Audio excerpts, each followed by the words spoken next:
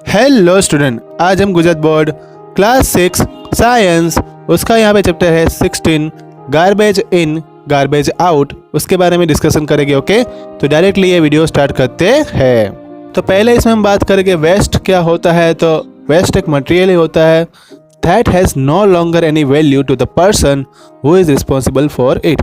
तो उसकी कोई वैल्यू जो बचती नहीं है, जो पहले उसने पर्सन ने उसके लिए ख़रीदा होगा या कहीं से बेचा होगा, उसके बाद उसकी कोई अब वैल्यू बची नहीं है, तो उसको हम क्या बोलते हैं, वेस्ट। फिर आ रहा है यहाँ पे सोर्सेस ऑफ वेस्ट। तो उसमें पहला सोर्स है यहाँ पे डोमेस्टिक यानी कि हाउस होल्ड वेस्ट। तो उसमें फ्रूट, वेजिटेबल पिलिंग, पॉलीबैग्स, दूसरा है यहाँ पे bottle, garbage, rubbish, excreta, acid, solace और डोमेस्टिक वेस्ट्स, ये सभी डोमेस्टिक वेस्ट है। फिर दूसरी अगर बात करते हैं तो ऑफिस एंड इंडस्ट्रियल वेस्ट। तो इसमें जो इंडस्ट्री के द्वारा जो इतने भी वेस्ट प्रोड्यूस होते हैं, जैसे कि यहाँ पे स्मोक, प्लास्टिक, ऑब्जेक्ट, ग्लास, दूसरा यहाँ पे लिखा है फ्लाई ऐश, ये सभी जो है वो इंडस्ट्रियल वेस्ट है। फिर आता है एग्रीकल्चर वेस्ट। तो उसमें भी थोड़े वेस्ट होते हैं, ऐसा नहीं है कि एग्रीकल्चर में वेस्ट नहीं होता है। Rice husk, dried stem and straw, wheats and cattle waste, ये सभी एग्रीकल्चर वेस्ट है। फिर आता है कॉमर्शियल वेस्ट। कॉमर्शियल वेस्ट की बात करें तो उसके अंदर भी जो है वेस्ट जनरेट होता है, जहाँ पे कॉमर्शियल सेक्टर देखने को मिलता है, जैसे कि shop, malls, stores, restaurant, hotels, फिर मोटल्स एंड प्रिंटिंग प्रेस होता है, ऑटो रिपेयर शॉप होते हैं, मेडिकल फैसिलिटी होती है।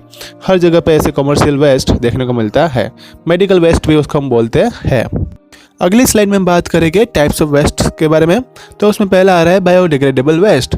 Waste which can be broken down through the action of micro organism into simple constituent. तो एक ऐसा वेस्ट माइक्रो ऑर्गेनिज्म के द्वारा उसको हम डिकम्पोज कर सकते हैं, दूसरी बात उसको हम ब्रोकन डाउन कर सकते हैं, डिकेज कर सकते हैं। ये सभी वेस्ट जो है उसको बोलेंगे बायोडिग्रेडेबल वेस्ट, जैसे कि प्लांट प्रोडक्ट है, ऑर्गेनिक वेस्ट है, domestic refuse and animal waste है। ये सभी क्या है, बायोडिग्रेडेबल वेस्ट है, जो अपने आप जो है नेचुरली उसका डिकम्पोज हो जाएंगे। अगली स्लाइड में आ रहा है नॉन बायोडिग्रेडेबल वेस्ट। तो एक ऐसा वेस्ट जो यहाँ पे कोई भी माइक्रो ऑर्गेनिज्म के एक्शन द्वारा वो डिसइंटीग्रेट, डिकम्पोज या डिकेज नहीं हो पाएगा, तो उसको बोलेंगे नॉन बायोडिग्रेडेबल वेस्ट। ठीक है, and remain affected from the decomposition, मतलब कि उसकी इफेक्ट अभी भी देखने को मिलेगी, वो नुकसान भी करने वाला हो सकता है, जैसे कि plastic, glass, metal, scrap etc। फिर आ रहा है plastic. Many things are made of plastic like bags, shoes, bottle, pipes, pen etc। ये सभी जो जितनी भी चीज़ प्लास्टिक की बनी हुई होती है उसको डायरेक्टली हम डिकम्पोज नहीं कर सकते हैं। ठीक है, ये नॉन बायोडिग्रेडेबल सब्सटेंस है, ये भी हमें याद रखना है। और ये दूसरी बात यहाँ पे लिखा है it can not be converted into less harmful substance by composting. इसको हम जो है कोई भी हार्मफुल वाले सब्सटेंस में कन्वर्ट भी नहीं कर सकते, मतलब ये नुकसान वाले ही है। जितनी प्लास्टिक की चीज़ें उत्पन्न हो रही है ये सभी अपने लिए हानिकारक है। फिर आ रहा है यहाँ पे इफ़ेक्ट्स ऑफ प्लास्टिक। तो यहाँ पे क्या क्या इफ़ेक्ट है, तो पहले तो कोई भी जो है उसको हम जलाते हैं, पहली problem burning emits the poisonous gas which cause health problem. तो जैसे ये प्लास्टिक जलेगा तो उसमें से जहरीली गैस निकलेगी, इससे हेल्थ प्रॉब्लम आ सकती है।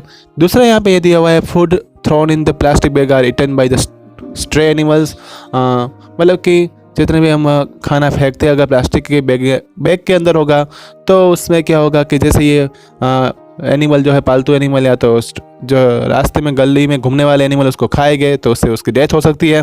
केयरलेसली थ्रोन प्लास्टिक बैग चौक सीवर सिस्टम।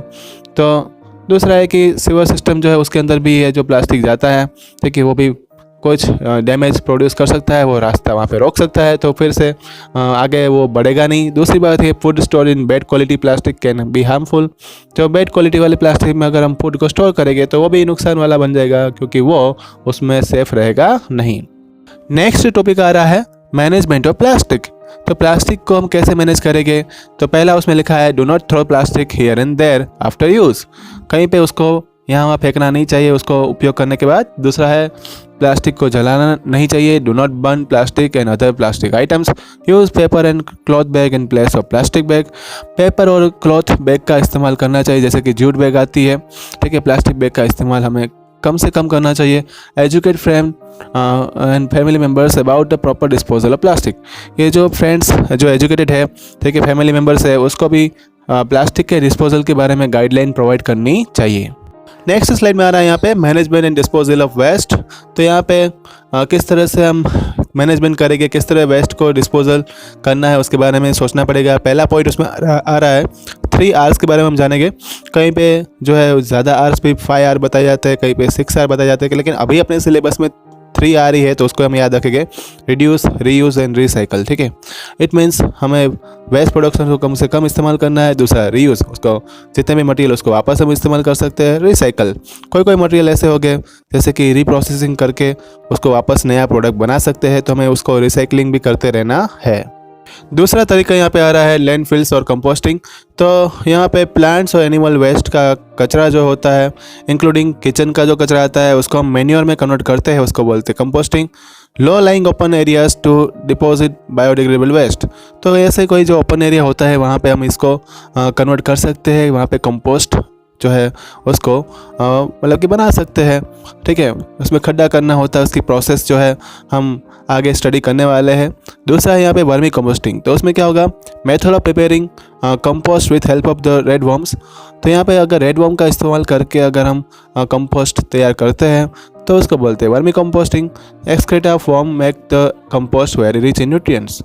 तो जो यहाँ पे वर्म्स का जो एक्सक्रेटा होता है वही चीज़ कंपोस्ट को न्यूट्रिएंट्स वाला बनाता है। नेक्स्ट स्लाइड में आ रहा है, यहाँ पे हम 2 डस्ट पर बात करने वाले हैं। एक ग्रीन कलर का होता है, एक रेड कलर का होता है। ग्रीन जो है वो बायोडिग्रेडेबल वेस्ट के लिए हम इस्तेमाल करते हैं और दूसरा है रेड गार्बेज बिन जो रहता है, उसको हम नॉन बायोडिग्रेडेबल वेस्ट के लिए यहाँ पे इस्तेमाल करेंगे, ठीक है। और उसके बारे में यहाँ पे डिस्कशन करने के लिए मैंने आपको एक डायग्राम भी दिया हुआ है। यहाँ पे ग्रीन कलर का जो डस्टबिन है उसके अंदर हम अपने किचन का कचरा है, एनिमल का गोबर, फिर दूसरा हम बात कर सकते हैं प्लांट्स के पत्ते जो है, रूट्स है, और दूसरा ऐसे कोई भी जो कचरे निकलते हैं, लीव्स है, पत्ते हैं, वो सब डाल सकते हैं। और यहाँ पे रेड कलर का डस्टबिन है, उसके अंदर हम मेडिकल का जो वेस्ट निकलता है, जैसे इंजेक्शन है, ठीक है, और कोई ऐसा प्लास्टिक है, जितनी भी टाइप की बॉटल्स आती है वो सब इसमें डाल सकते हैं। जो नॉन बायोडिग्रेडेबल वेस्ट हम बोलते हैं ना, उसको हमें रेड कलर के डस्टबिन में डालना है। एक दूसरी मेथड भी आ चुकी है जिसमें हम सूखा कचरा और गीला कचरा जो है उसको भी अलग अलग सेपरेट करके डाल रहे हैं और इसकी अवेयरनेस लोगों तक प्रोवाइड कर रहे हैं। लैंडफिल्स ऐसा एरिया रहेगा जहाँ पे पूरे सिटी या तो टाउन का कचरा जो है उसको कलेक्ट करवाया जाएगा, उसके बाद एक पार्क में उसको कन्वर्ट कर दिया जाएगा, जहाँ से रिसाइकलिंग, रीयूज़, रिड्यूस ऐसी प्रोसेस जो होती है, रिकवर, ठीक है, रीजनरेट, ये सभी प्रोसेस वहाँ पे करवा के उसका फिर से इस्तेमाल जितना हो सके उतना हम कर सकते हैं। नेक्स्ट हमें यहाँ पे बताया गया है कि पेपर को तो हम रिसाइकिल जो है वो करके यूजफुल प्रोडक्ट में कन्वर्ट करना चाहिए। दूसरा है कि प्लास्टिक तो उससे लेस हार्मफुल सब्सटेंस में अभी नहीं कन्वर्ट हो रहा है, उसमें कंपोस्टिंग की मेथड काम नहीं आ रही है। और दूसरी बात कि हमें जितना हो सके उतना लेस वेस्ट जनरेट करना चाहिए और ऐसा तरीका ढूंढ लेना चाहिए जैसे ये गार्बेज जो है आजकल इसका अमाउंट इंक्रीज़ हो रहा है सराउंडिंग में, तो उसमें कोई मेथड काम आ जाए और हमें इसका सोल्यूशन मिल जाए। अब हम यहाँ पे एक्सरसाइज के सॉल्यूशन की बात करेंगे। सब लोग अपनी टेक्स्ट बुक जो है उसकी एक्सरसाइज ओपन कर ले। उसमें पहला क्वेश्चन आ रहा है, what kind of garbage is not converted into compost by earthworm. Earthworm के द्वारा कैसे गार्बेज को हम कन्वर्ट नहीं कर सकते कंपोस्ट के अंदर, तो वो है प्लास्टिक बैग, टिन्स आते हैं, फिर बॉटल्स आती है, ग्लास आता है, एल्यूमिनियम फॉयल और ब्रोकन बेंगल्स, ठीक है। दूसरा है, have you seen any other organism beside the earthworm in your pet? If yes, try to find out their names and draw the picture of this। हमें यहाँ पे जो अर्थवर्म के साथ साथ दूसरे जो लिविंग ऑर्गेनिज्म देखने को मिलते हैं उसका हमें फ़ोटोज़ यहाँ पे अगर नाम याद है तो नाम, और अगर उसका अगर आपको पिक्चर है याद तो आप उसका पिक्चर भी बना सकते हो। तो यहाँ पे मैंने 3 पिक्चर आपको बना के दे दिए हैं।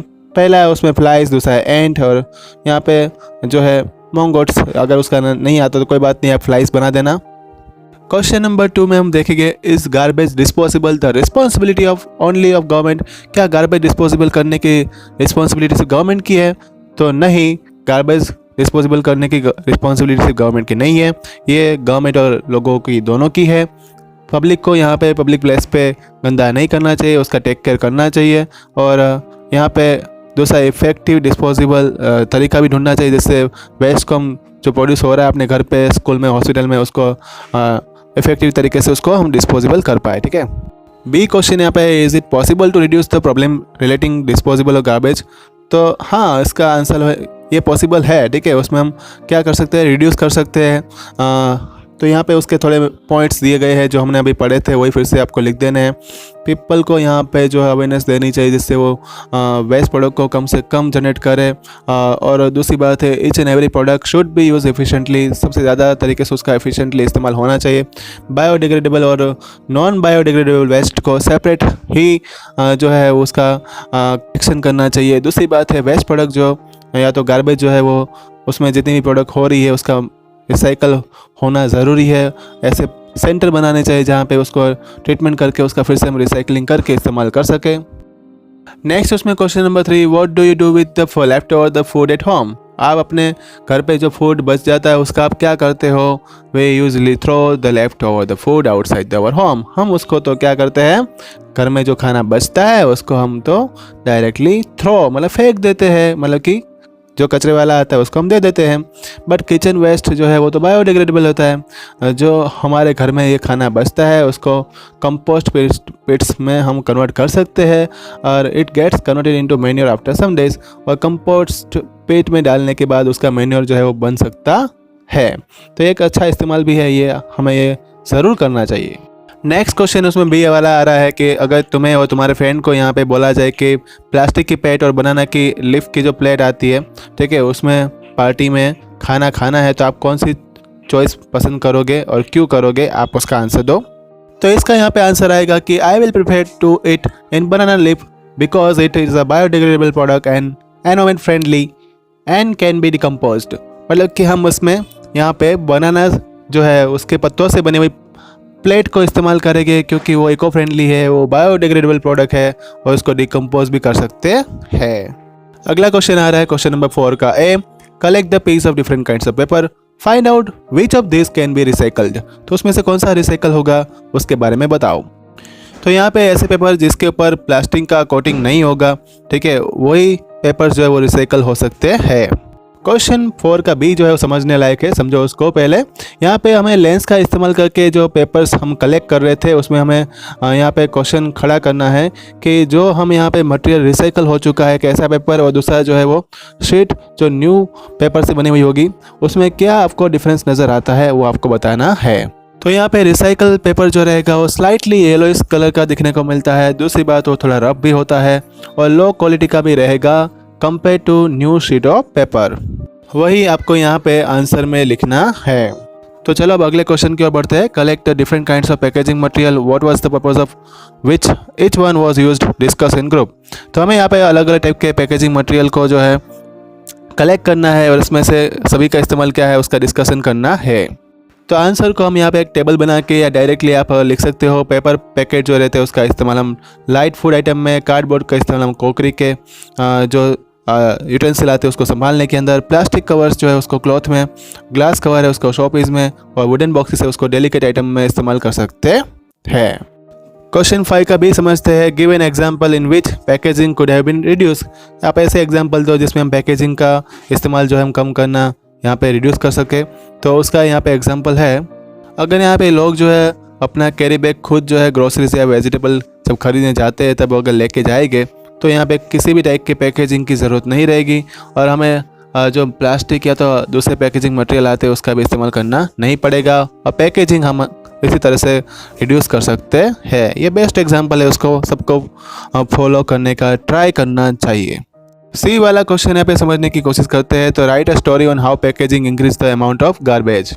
पैकेजिंग जो है वो हमेशा गार्बेज का अमाउंट बढ़ाता है क्योंकि वो कभी कभी जो है वो यूज़लेस बन जाता है जब वो प्रोडक्ट अपने घर पे डिलीवर होता है। उसके बाद ये पैकेजिंग वाले मटेरियल का कोई इस्तेमाल बाकी रहता नहीं है। कभी कभी तो ये यूज़लेस पैकेजिंग मटेरियल जो है उसको फेंकना ही पड़ता है, वो गार्बेज का है, लोडिंग भी बढ़ाता है। बहुत सारे पैकेजिंग में तो आजकल हम देखते हैं कि उसमें ऐसे मटेरियल भी डाले जाते हैं जो रीयूज़ भी नहीं हो पाते हैं, उसके अंदर प्लास्टिक डाला जाता है। ये तो नॉन बायोडिग्रेडेबल है, जिससे क्या होता है एनवायरनमेंट को भी नुकसान होता है और एनवायरनमेंट की कंडीशन भी जो है वो बिगड़ती जा रही है। क्वेश्चन नंबर 6 आ रहा है, do you think it is better to use compost instead of chemical fertiliser, why. क्या यहाँ पे आप सोच रहे हो कि केमिकल फर्टिलाइज़र के कंपैरिजन में कंपोस्ट का इस्तेमाल करना अच्छी बात है? तो उसका आंसर आएगा यस, अच्छी बात तो है। इसके पीछे 5 रीज़न है। पहला रीज़न है कि कंपोस्ट जो है वो एनवायरनमेंट फ्रेंडली है, उसमें सॉइल की फर्टिलिटी बढ़ती है, उससे कोई एडवर्स इफेक्ट देखने को मिलती नहीं है, उससे कोई पॉल्यूशन फैलता नहीं है। जो फूड आइटम्स जो उसमें ग्रो होते हैं वो हेल्दी बनते हैं और उसमें कोई केमिकल होता नहीं है। वो फर्टिलाइज़र केमिकल जो है मतलब कि केमिकल फर्टिलाइज़र उसके कंपैरिजन में सस्ता भी है और उससे कभी सॉइल की फर्टिलिटी जो है वो कम होगी नहीं, अगर हम ऐसे ही कंपोस्ट का इस्तेमाल करते रहेंगे तो स्टूडेंट यहाँ पे ये चैप्टर जो है ख़त्म होता है। क्लास 7 के वीडियो भी अपने चैनल पे अवेलेबल है, उसको भी देखना मत भूलना जब भी तुम फ्री रहते हो। ओके, दूसरी बात कि यहाँ पे अगर कोई नया आपको डाउट है तो मुझे यहाँ पे कमेंट में लिख कर बता सकते हैं। एजुकेशन के रिलेटेड वीडियो देखने के लिए मेरे चैनल को सब्सक्राइब करना मत भूलना, रिवाइज करते रहना। Thank you all.